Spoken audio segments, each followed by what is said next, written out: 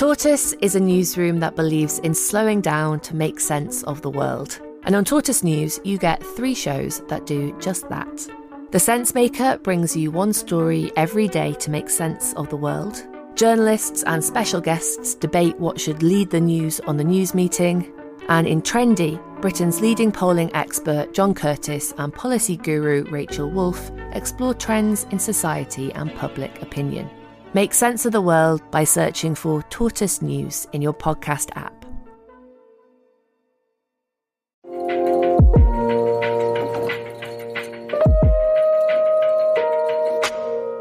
Welcome to The Lead, the New Lines Magazine podcast. I'm Faisal Yafai, and this is the podcast where we delve into the biggest ideas, events and personalities from around the world. Over 100 episodes on The Lead across 5 seasons, we've had the pleasure of interviewing politicians, authors, academics, thinkers, explorers, and plenty of journalists. We hope you've enjoyed those conversations, which we try to make interesting, engaging, and with that distinctly New Lines way of looking at a subject. I know for me and for the other hosts, having these conversations has been enriching, if sometimes combative, but an important part of the magazine's journalism. In the time that we've been making The Lead, you, the audience, have particularly enjoyed our episodes on the Middle East. We're proud of our coverage of Israel's war on Gaza, which make up our most listened to episodes and have been nominated for and won awards. You've also enjoyed our episodes from elsewhere in the world, such as a first ever podcast appearance in English for the celebrated Mexican journalist Alma Guillermo Prieto, and our reporting on the United States, Africa, and the rise of India. Last week, with many of the podcast team arriving in London, we celebrated reaching 100 episodes at the Frontline Club, where we brought together a panel to discuss how the modern United Kingdom is seen, not by Brits, but from the perspective of the foreign correspondent.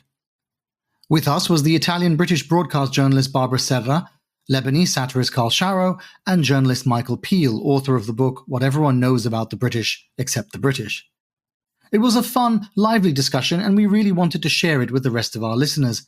Our culture editor, Lydia Wilson, kicked things off by asking Michael Peel what drove him, after spending more than a decade abroad as a foreign correspondent, to write a book on the particular topic of the British. It wasn't any one event, Lydia. It was a sort of accretion of events, and a sense that the more places I went, 2 things happen when big things happen when you're outside your own country. I think that in a practical sense, you look at how other people in other places do things, and how in some cases those are cautionary tales of things that you probably don't want to do, but sometimes there are people who are doing things elsewhere that you could do better in your own country.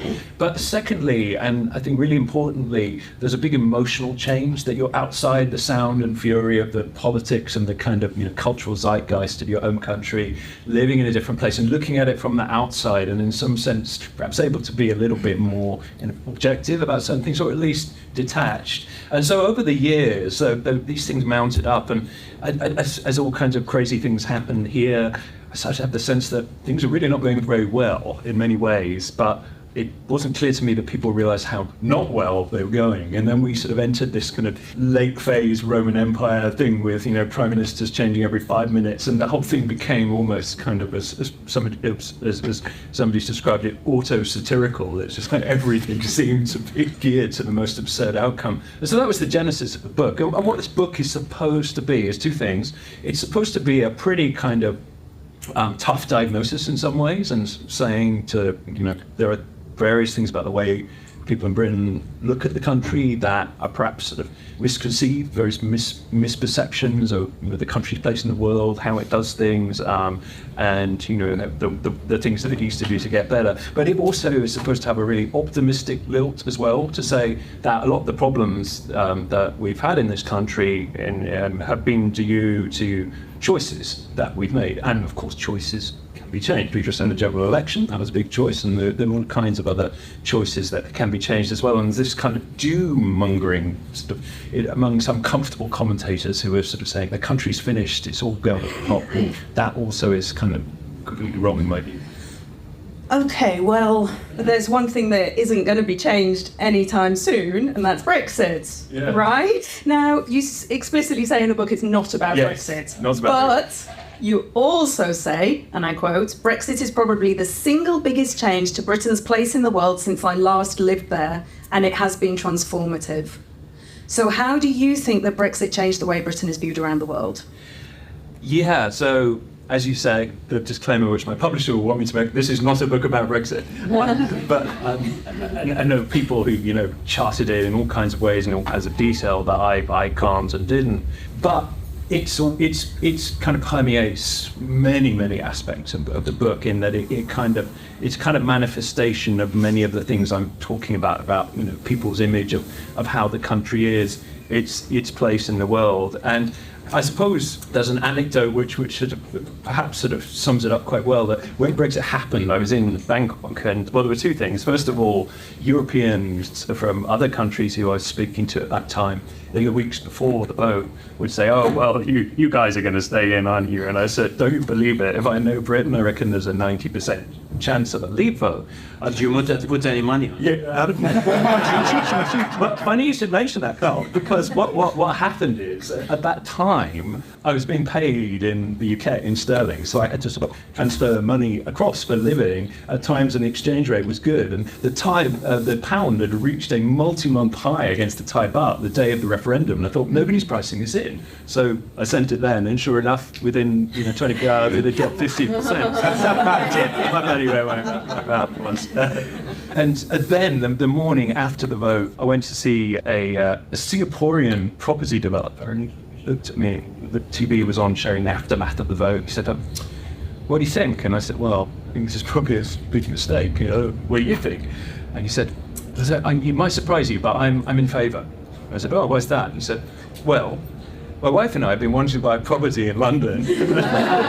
Our kids want to go to university there, and the Singapore dollar has just strengthened massively against that." I was thinking, this is a sign that things are not going to go as planned, perhaps. I mean, do you think from the outside, I mean, when you started in Europe, Barbara, you spent all the time in Europe, do you think people in the country are fully aware of how shocking it was for Europeans that the Brits would do something like this?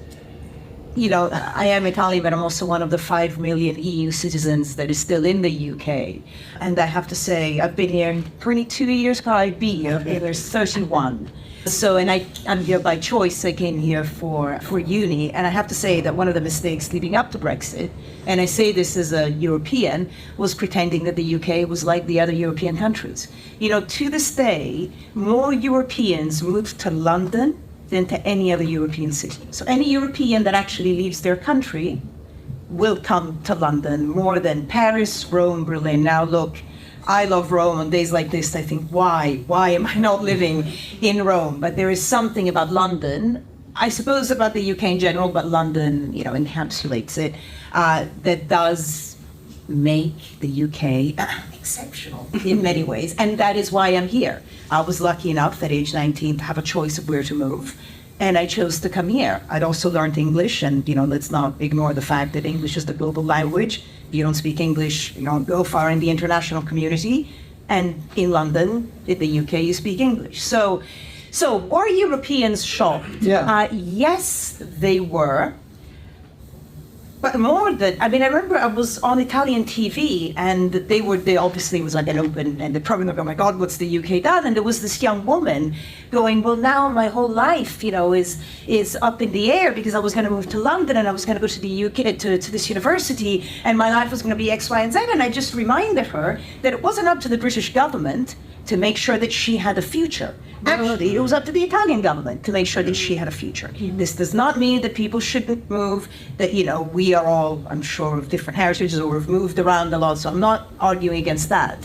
But so, yes, there was a lot of shock, but I think continental Europeans were the first ones that actually always knew that the UK wasn't just like another EU country, and that London certainly was different to the other European capitals, because London is one of the capitals of the world. And Karl, from outside of Europe, how do you think, we often don't hear much about what people beyond the borders of the EU think about Brexit, but do you think that there was profound shock, or do you think they thought it's about time, or they didn't care? No, I think it's a really interesting one, because the conversations, I travel a lot for work, all over the world, and particularly in what we call the developing nations or in developing economies. So there's a bit of bemusement, but I do a lot of work in India, right?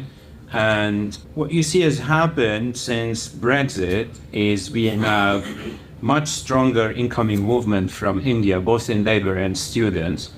And to me, that's a very good thing, right? I know it's become like very fashionable to hate the idea of immigration, but I think we have very historic ties with India.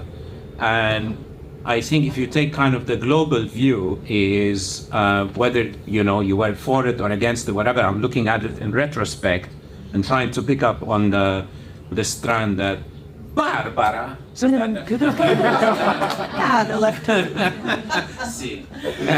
started is there were maybe unintended consequences. That's definitely what, not the leaders of Brexit intended, but we have hundreds of thousands of Indian students where it's much easier for them to come here. So it's actually leveled the playing field in a way. It turned what is a predominantly Western European movement towards the UK into a much more global one. And in fact, what I think we should seize on this opportunity and do more of that, right? Because when we talk about Britain's place in the world, I think let's it be about the world, not I don't want to be very harsh, but in a way, no, you look at the recent elections in Western Europe and you think, did we dodge a bullet by not joining this club of fascists? You know what I mean? I'm here to start trouble, come on. Did you expect me just to go along with everyone? Well, I expected, but so it's like, you know what, Meloni, Le Pen, you're seeing what's happening in Germany, the AfD. I mean, come on. So let's what's done is done, right? What I'm saying is we can build on this and open up to the rest of the world. I think that's a really good point, Karl. And I actually say in the book that is probably one of the best reasons for voting for Brexit. And I think it's one of the problems in Britain has been that there's a kind of romanticization of the EU, and that I never came at this from a kind of doctrinaire Remainer kind of position. And one of the many sort of ugly things that Brexit has brought out, obviously has brought out Nigel Farage and reform and all of that, but it's also brought forth some real kind of snobbery in Britain from people who are angry about the result, and so denounce people who voted for Brexit as stupid or illiterate or whatever. And it's really insulting and offensive, and it's also terrible politics, because you're never going to persuade people to make a different decision. You're just going to insult them. Absolutely. Well, you said to me, sorry, one more thing. You said to me, because you'd spent time in Brussels, you said that actually the Brits probably don't realise quite how similar they are to the EU. Well, and I think immigration is actually a kind of a really good example of that. That both the UK and the EU have pretty hostile policies on immigration in many respects. Brexit has changed that in an interesting way, I can say, but clearly there are sort of commonalities there, and in some ways it is a kind of narcissism of small differences. Well, let's stick to the theme of Britain on the world stage that Karl brought up then. Michael, there's an intriguing bit in the book where you talk about the contradiction in reversing the conclusion that the government had reached several decades ago, that Britain needs to find its new place in the world by realising that it's not as relevant as it used to be in some respects. And you talk about how that tension in trying to really believe that and implement policies because of that. Now, you use a really great example of two carriers, yes, for making the effort to expand British foreign policy, and they keep breaking. And it's a really good metaphor for we're really, really trying to keep up with the world, and we're really doing really quite badly. Like a kind of clumsy destiny of imperial British foreign policy that hasn't quite let go of imperial ambitions. Is that about right? Yeah. I mean, those two ships, which of course to sort of pile metaphor upon metaphor, are called the Queen Elizabeth and the Prince of Wales. Our products. Ironically, the one that is really a bad shape is the Prince of Wales. They kind of reverse, actually. Even as writing the book, it was quite difficult to keep up with the updates. It's like, there's another mechanical problem. Really just get that in. but they're kind of interesting because although the Conservatives have made the massive thing is this idea of global Britain or whatever. They're actually a creation of the Labour government when the project was signed off. So this is a cross-party thing, and now they're kind of these ships are used to, well, subconsciously, according to the Navy's website, do kind of diplomacy and project Britain in the world. Real sort of literal diplomacy. I'm not sure if I actually think you appreciate the irony there, but to sail, missions in Asia and some of the world's most contested seas, like the South China Sea. And the problem is that, apart from the mechanical problems, you send the aircraft carriers forth, you can't just send them alone. You have to have a group of ships to support them. You have to have, aircraft on your aircraft carrier, and Britain lacks those, and so often it has to take in ships or from other countries. The Americans lent some planes because there weren't enough to put on the carrier's decks, and so it becomes this sort of metaphor of a great sort of puffed up projection, but actually a rather kind of ramshackle reality. Well, that was the story. That was the story that happened in, I think, 2021. When the Tory government, there was something going on in the South China Sea, and the Tory government said, we're going to sail the warship through the Strait of Taiwan as a kind of show of force, at a point when they only had one warship, and they had to ask the Americans for planes to go on it. And it's a kind of strange idea. And I asked you this, Barbara, beforehand about where do you think this idea comes from? And you said it comes from the modern myth of the Second World War. Well, I mean, as an Italian, obviously, and then living in the UK, and I've done a lot of work on sort of neo-fascism in Italy, past and present, unfortunately. Obviously, that's the big difference. And if we're going to talk about the EU and Brexit, well, the EU has many flaws. What has it achieved? But we haven't had full-blown war on Western European soil. I know we've had the Balkans, but we haven't had the main countries fight it out since the end of World War II. But if you think about the end of World War II, a country like Italy, first of all, was dirt poor before. It was definitely a developing nation, as we would call it now, right? So from World War II, that since, for a lot of European countries, there's this economic explosion, and, all of a sudden they have a place in the world. For the UK, it was the opposite. They went from basically controlling one way or another about a quarter of the world to absolutely losing that. But if you look at the war itself, never underestimate that the UK was on the right side of history. Now, we can accuse the UK of many historical issues, but when it comes to World War II, by and large, they were on the right side of history, and they won. A lot of the European countries at the end of World War II would have looked at themselves in the mirror and thought, how on earth did we allow that to happen? The UK didn't have to do that because they were right. And the other scar that Western Europe has that the UK doesn't have is that the UK never had war on its soil. And so it has a different relationship with war. I always say to my British friends, they'll have stories about their grandfathers fighting in World War II and being heroes. They're not going to have stories about their grandmothers being gang raped by invading forces in World War II. And that is, believe me, a very big difference. The UK, I think, stands alone in that in the past, I forget now, about quite a few centuries, hasn't been invaded, hasn't been occupied. And so there wasn't collaboration, which is the other scar that European countries bear. So if you look at all of that, and if you look at the history of World War II, and I think it's on full display every November for Remembrance Sunday. I'm a big fan of the Remembrance commemorations, but you always have those ridiculous stories of people renting tanks and riding into some random village and, everyone covered in poppies. So I think that is a massive, and so I think that is a massive difference. And I think the Brits are right to be proud, but I think maybe it gives them an element of naivety in a way, because they never had to do that soul searching.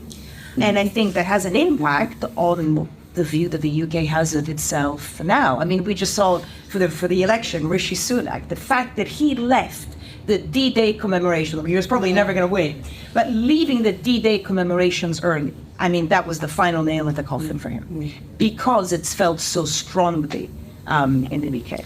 So that feeling the need to be so important on the world stage, do you think, Karl, that it might be part of the reason that led to Tony Blair's decision to align ourselves no matter what cost with the superpower, and therefore led directly to the invasion and occupation of Iraq?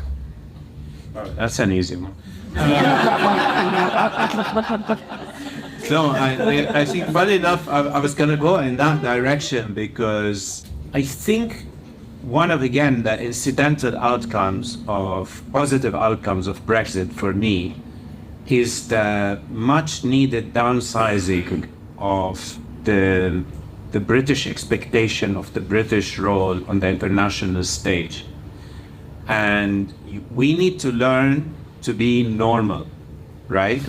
We have to accept our size, our limitation, and become just a bit chilled about going and sorting out the rest of the world.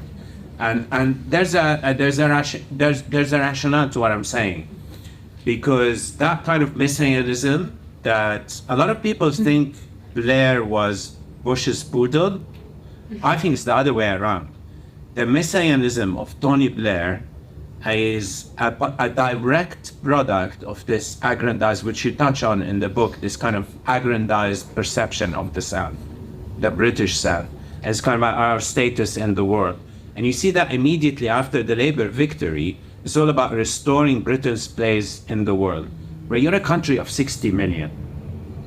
Go back in the queue, because there are other big players coming around. And I think if we learn to be much more normal about it, and the burden is not on us, that's actually a good thing. Why? Because there are a lot of positives. As Michael points out, and as Barbara has just pointed out, we're a very diverse country, we're a very welcoming country. It's where everyone in Europe wants to be. And kind of relieving ourselves of that kind of sense of expectation and that burden of going out and sorting the world. I'll give you like a very, very simple example. Whenever we're talking about climate change, it's like, oh, if Britain reduced its carbon emissions by 80%, that would lead to 0.01% of decline in global carbon emissions. But everybody's looking to us to set an example. Nobody's looking to Michael, you wanted to come in. Yeah, but this actually came after an event. This wasn't set up anyway. I did On Climate the other week, where somebody asked a question about British leadership other countries, and I said, well, how about partnership?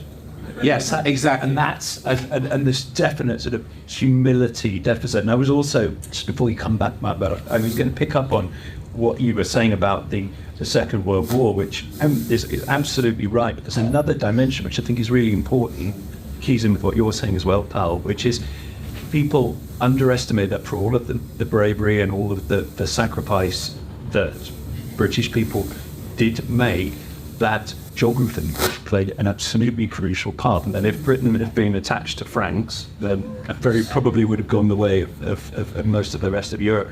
And I write in the book, there's one chapter which looks at the way that island nation status, which has protected or helped protect this country from invasion for so long, has perhaps just turned from it being a historical strength to a historical weakness, because in an age of trade wars and disrupted supply lines, actually being an island nation doesn't look quite so often. Can I just pick up the point about the UK setting an example? In the 16 years at Al Jazeera, if I had to sum up the accusation that the rest of the world, the global south, whatever you want to call it, had towards the West, but especially the UK and US, it would be hypocrisy.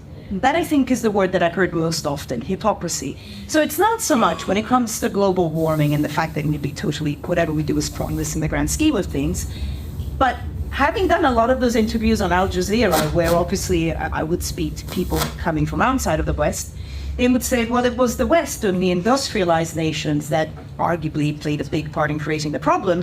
And so it's not that they should lead by example, but they should almost pay the price or not be hypocritical in then not actually doing something now that they would feel.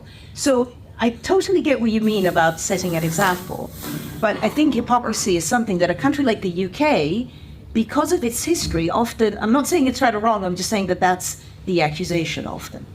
And so it's hard for it to act like a normal country, because sometimes people don't let it act like a normal country.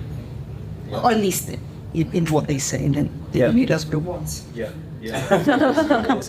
There's a quote in the book from Tony Blair about Britain's outward-looking history, which is an awful lot of euphemistic work.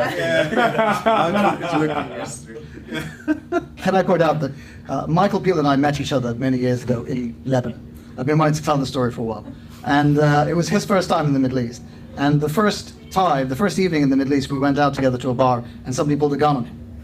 Now, Michael's life has been so exciting that incident doesn't make its way into the book. Like, how exciting was your time 13 years? I still tell that story.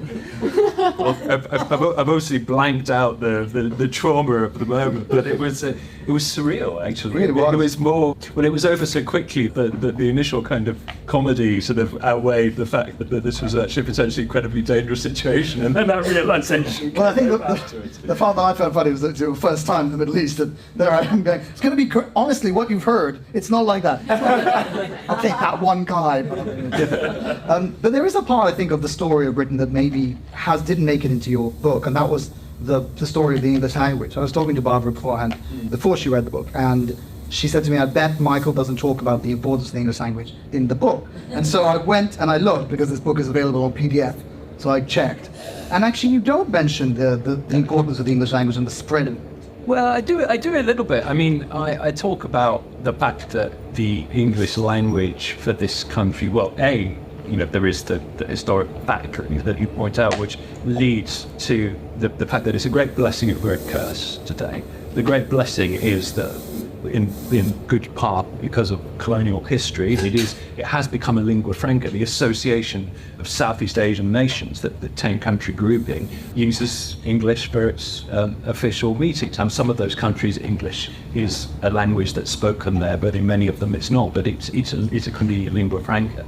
But of course, there's a downside to that, which I mentioned with the book, which is that it does encourage a parochialism and an inward-lookingness. It deters people from studying other languages, and the figures are pretty dreadful for language study in this country. And that's something that I think we really need to wake up to, and to give a jolt to that sense that it's both sort of emotionally and ethically good, but also politically and commercially helpful to understand other places, and in the only way you can really do that is by speaking the language of those places. It is difficult though, isn't it, because of the nature of the lingua franca. And I'm thinking of a taxi ride I recently had in Lebanon. I know you love it when foreigners rely on taxi drivers. And I spoke Arabic because I can, and I was in Lebanon, and he turned to me and he said, in English, do you think I'm uneducated? In some countries it's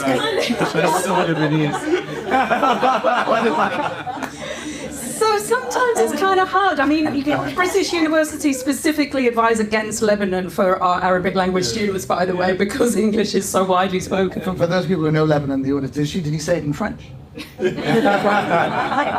So what do you think about, you just said so Lebanese, Karl. So do you mind that English and French of languages have colonized Lebanon? No, I mean, I think, let me answer your question by not answering it. Trying to tie it back to... You have been here 20 years. No, because I think the language learning point is, but it's very important, because when you read about the Italian tour, when you go back to the kind of the formative years of the emergence of Britain on the global stage, another euphemism, it's like the Italian tour was a very big component. Speaking French or German or Italian was a very big component, and I think these are the things that are very missed now. But on the other hand, tell you, I have two daughters at secondary school, both of whom are learning Mandarin now through a program supported by the Chinese government. The eldest one has just been to China for 10 days, paid for by the program. And that's building incredible, I think, amount of diplomacy, soft power, but well, the ability to kind of, negotiate your way around the world in different languages. And I think we need more of that, because the interesting thing about English is it enables you then to build these bridges, to kind of build these global networks. And that's really a strength that we can be proud of, and something we can build in our international relationship that comes more out of a place of modesty and a place of partnership, as you call it, And I think it's quite fascinating. You mentioned the language aspect, but we really need to invest much more in that rather than seeing it, as a tool of indoctrination in a way. I don't think it's indoctrination, but as a journalist, if you write in English, you speak to the world. If we had to think, okay, international media, give me some names. What would be BBC, CNN, Financial Times, The Guardian, The Economist, and when Al Jazeera launched an international channel, I'm sure they spent 0 minutes discussing what language that channel was going to be in, right? And so because in journalism, language it's our tool, right? Even in the international newsrooms, having fluent, i.e. native speaker English is a huge asset. And it's not just because people are being discriminated against, but because if you're going to go live, I would say my English is just about good enough. And I learned it when I was 9. And otherwise, it's really, really difficult. And that's what my newsletter is all about, trying to, we talk about decolonizing journalism or diversity, and then we never mention language. So if we're going to talk about the role of Britain in the world, and yes, militarily, they just have that one, carrier, etc. But they have, and it's not indoctrination, but they have journalism. So, in the war in Gaza, I think the last event that I was here at Faisal with you was all about the narrative around the war in Gaza. And I managed to always work for the unpopular. So I used to be at Al Jazeera English when everyone hated Al Jazeera English. And I thought, I'm getting to Western media. And now I work for Western media. Everybody hates Western media. Whenever I go and hate it. But the point that I sometimes make to the detractors, that believe me, I agree with many of the points that they make, is like, well, if I'm on Western media or an English channel, I'm not here speaking to the world. I am speaking to a British audience, and I know what they know. I know what they don't know. I know they don't know what the Al Jazeera audience would know. And then, of course, there's facts, and I try to be truthful and fair, and, not two sides the whole thing. But going back to language, it's not that it's indoctrination. It's that language is culture. We never just speak a language. We always speak the culture of that language. And when you have English, where 500 million people speak it as a native language, and 1 billion, and I'm sure, I'm not going to do put your hands up, but I'm sure a lot of people here speak it as a second language, that it kind of ties in, and so I don't know whether I'd call it cultural dominance, but to me, why am I in the UK? Because I learned English at school when I was little at an international school that wasn't international, it was British and American. I wanted to work in international journalism, it was here in New York. And that's why I'm here. And I cannot see that soft power and influence of the UK dissipating anytime soon. Because even with AI, you're still going to have the cultural. Even AI isn't English. Oh, don't get me started on AI. I think AI could be the worst thing about stopping people from actually learning languages and perpetuating the cultural imprint. I'll stop now. This is what I think is. I'm glad we came to this, because this, I think, is a reflection of what at another event you did, Michael, they called the kind of the trick mirror of how the world sees the UK. Because both of those things are simultaneously true.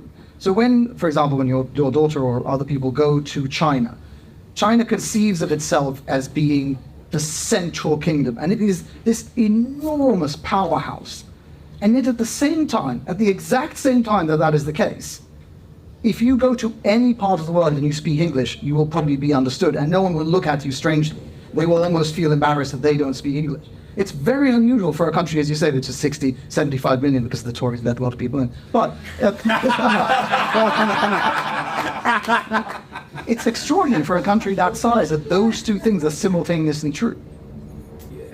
Life is complex is the kind of banal answer. And I suppose one thing the book tries to get at is these kind of nuances and also contradictions. To go back to Brexit for a moment, that's a classic kind of psychological contradiction, part of this sort of trick mirror idea that in Eurosceptic folklore, the EU was at once this pathetic institution that was incapable of organising a piss-up in a brewery, but at the same time it was this all-powerful superstate that was, the most oppressive force you could imagine. So how can both of these things be true? But the broader point about the trick mirror is the way that there's a chapter which is based on surveys which show how bad we are in some respects in Britain on average, actually knowing what the country is actually like. So there are massive misconceptions on everything from, the religious makeup of the country to what governments spend money on and so on from there. Now, Britain is not unique in this, and in fact, there's a really interesting research called The Perils of Perception, which has been running for years in about 30 countries, and, again, as the cliche goes, the sort of paradox of exceptionalism is that every country believes it's exceptional in broadly the same ways, and that's certainly true. So every country gets lots of things wrong about itself, but one of the things that the British are particularly wrong about is welfare spending, and that I use this to talk about how there's a kind of more punitive idea about unemployment benefits for people who are in financial difficulty, that it's somehow the idea being that these are not merited and that this is taking advantage of taxpayers and so on, and that's one of the differences with surveys in some other European nations, and I ask the question of, over time, if a country looks in the mirror and sees a distorted version of itself, at what point does that actually become the reality as far as it's concerned and start to drive political decisions, whether on spending or immigration, because the landscape is just looks different from how it actually is. Yeah, absolutely. And I think there's there's a very interesting point about that, because I've done the taxi driver thing as well. So I was in an Uber and self-mockery. And the driver was from Afghanistan, and he was telling me about how much, he enjoys life. He's been in there 5-10 years, I can't remember. His family is here. And he said he had spent some time in France and then came over here. And I said, but why did you come from France to here?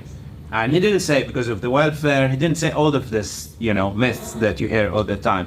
He said, because I feel more free here.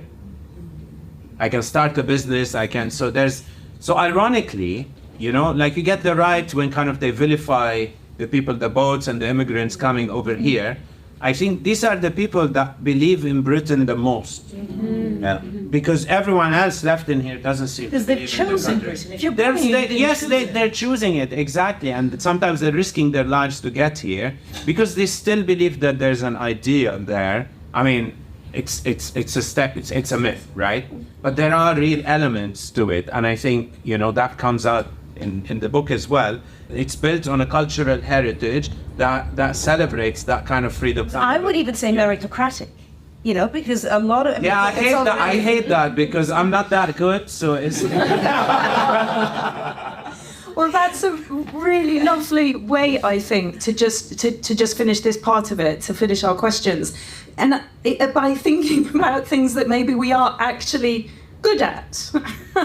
And Barbara, you have Italian heritage, and all throughout Europe, as we've seen that football's very important to all sorts of countries, correct? And yeah. England made it to the final. And let's be honest, lots of countries didn't. No, that's the nature of a final, and yet we still said, so we failed. England made it to the final twice. Because of course they lost out to Italy. Years ago. And then they made it to the final again. Now I'd like to say I know nothing about football, but all I could hear were these pundits going, not playing a beautiful game. Italy plays terrible football most of the time, but they win a lot. And I think, so look, I'm a big fan of the UK. I'm here by choice. I actually think this country, without going off on one and nothing away my tears, but it's given me a lot of opportunities. I read the news as a foreigner on a domestic news channel. I don't think there's a lot of places where that. Believe me, Twitter doesn't like it all the time. But so I like this country. I just think that now it's either we are the best country in the world or we are terrible, corruption everywhere. And I just think it has to find the happy balance, not the hark back to World War II, but it's like when you look at yourself in the mirror and you think, okay, we we were responsible for X, Y, and Z. We own up to that. And, there is a happy balance. So it doesn't have to be we are the world's greatest or we are the world's worst. And I think the UK hasn't quite found that balance yet in seeing it. Because I think it is, a great country without having to be perfect, right? You've been listening to this 100th episode special of The Lead. You can find Barbara Serra either on Twitter @Barbara G. Serra or on her Substack News with a Foreign Accent. Karl Sharro is also on Twitter at Karl Remarks. Michael Peel is Mike Peel Journo on Twitter, and his book, What Everyone Knows About the British Except the British, is available to buy now online and in all good bookstores. This week's episode was produced by Finbar Anderson and hosted by Lydia Wilson and me, Faisal Yafai. For more like this, subscribe to The Lead on your favourite podcast app or visit our website, newlinesmag.com.